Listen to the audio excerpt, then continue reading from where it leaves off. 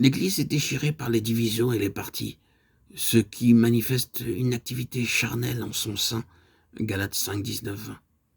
Plus grave encore est la cause de désunion dans l'Église militante lorsque c'est l'intelligence animale psychique qui est le facteur de division et qu'une sagesse charnelle prétend exposer et annoncer la vérité, ce qui ouvre la porte aux démons. L'intelligence n'est pas seulement faillible, elle est le plus dangereux de tous les dons, aussi longtemps qu'elle n'est pas sous la dépendance de l'Esprit de Dieu. Et cependant, que de chrétiens qui recourent à elle pour saisir et comprendre la vérité, malgré la déclaration formelle des Écritures.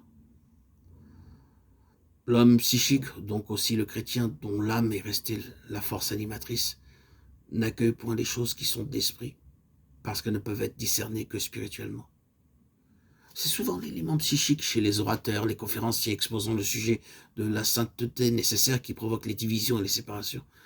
Il peut y avoir de l'amour dans leur cœur, il est vrai, mais il n'empêche que ceci divise, car les puissances sataniques, s'appuyant sur les éléments psychiques, agrandissent et exagèrent toujours les divergences au lieu de souligner ce qui unit. De sorte que des chrétiens, sous couvert de témoignages pour Jésus, combattent pour le triomphe de points de vue particuliers, chose d'importance très secondaire.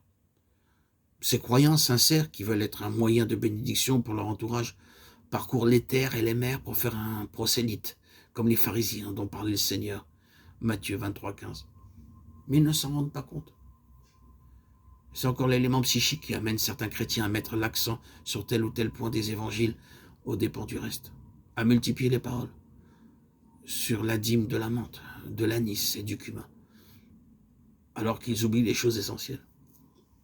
Or, ce qui est essentiel sous la dispensation de l'Évangile, c'est la loi de Christ.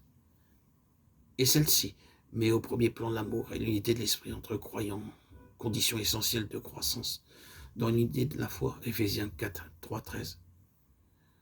La vie psychique offre aux puissances naturelles mauvaises un terrain favorable d'action. Elle est la grande cause des divisions et des sectes parmi ceux qui font profession d'être enfants de Dieu, même parmi ceux qui le sont vraiment, gens qui provoquent des divisions, écrit Jude, une autre version donne, gens qui se séparent et provoquent des séparations.